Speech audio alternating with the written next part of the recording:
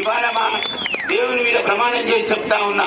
మరి ఆ విద్యానిధి కూడా గెలిచిన నెల రోజుల్లోపు మెదక్ నియోజకవర్గంలో హరీశన్న గారి ఆధ్వర్యంలో, పద్మమ్మ గారి ఆధ్వర్యంలో, మీ అందరి సమక్షంలో ఆ ట్రస్ట్ కార్యక్రమాలు మొదలు పెడతాను.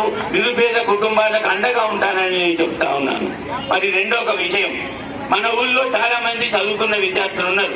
పోటీ పరీక్షలు రాస్తే ఇవాళ ఎస్ఐ ఉద్యోగం వస్తుంది, బ్యాంక్ ఆఫీసర్ ఉద్యోగం వస్తుంది, రైల్వే రిక్రూట్మెంట్ లో ఉద్యోగం వస్తుంది, మరి డాక్టర్ అవుతాడు. మరి అన్ని విధాల ఉద్యోగాలకు పోవాలంటే హైదరాబాద్ లో శిక్షణ కార్యక్రమం తీసుకోవాలి, కోచింగ్ సెంటర్లకు పోవాలి. మరి అక్క చెల్లెళ్ళు, అన్న తమ్ముళ్ళు ఒక్కసారి ఆలోచించండి.